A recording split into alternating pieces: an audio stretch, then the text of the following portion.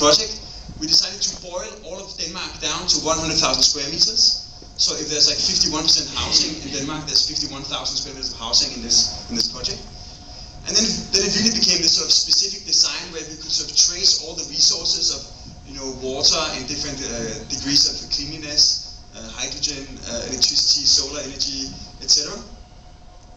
And we sort of trace the resources around an Excel sheet, and actually sort of believe that we managed to reach zero using only conventional technologies, and actually have a little bit of extra energy to fuel some hydrogen cars if they would be available.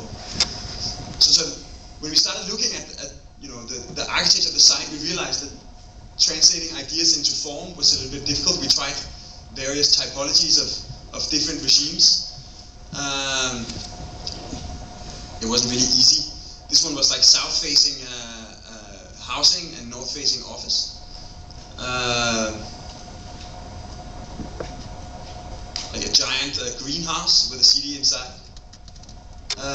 But we decided that maybe we need to sort of nail it down a little bit more, and decided to use the site it's in Ørestad in Copenhagen, to connect all the existing sort of arrival points to sort of maximize connectivity through the block.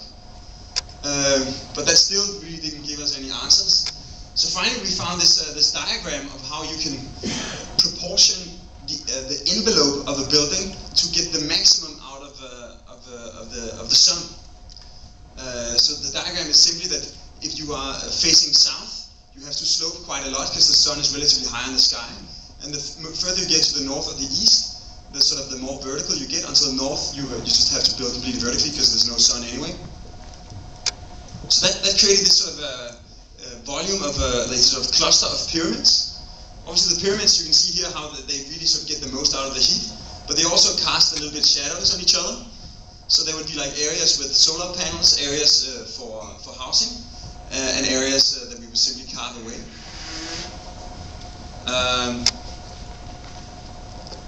And sort of the main idea would be that on the south-facing sides, you know, housing spends energy on heating, and they like sunshine, so they're always on the sun-facing slopes.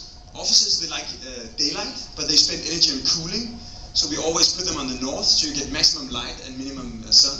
And then in the middle, we would have this mix of public programs and parking. So if you would take a typical slice, there would be some terrace housing on the south, and this is northwest, so it's actually perfect for housing, but it's not good for solar panels. Then we have like a sports complex at the top, some shops and offices down where the sun doesn't reach, and finally to the north an office building, and then the parking in the middle. So we tried to make some different ideas or different variations of what this could look like a stack of apartments with a big sports complex inside. Some of the apartments are removed to bring light to the sports. A smaller one has this sort of a series of restaurants and shops inside that sort of take all the spaces that are not used for office or housing. Finally, we proposed to combine a parking and a Copenhagen library, where the parking is inside the thickness of the floor, and the generous spaces are for the people and the books.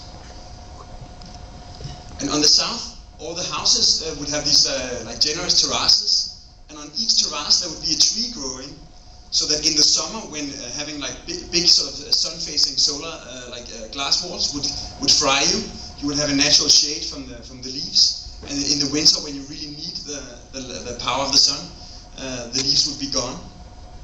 And finally, obviously, supermarket, swimming pool, and hotel, where the swimming pool is cooling the refrigerators and vice versa, and where you get this sort of exchange of activities between the two programs, like divers like appearing in the supermarket. So.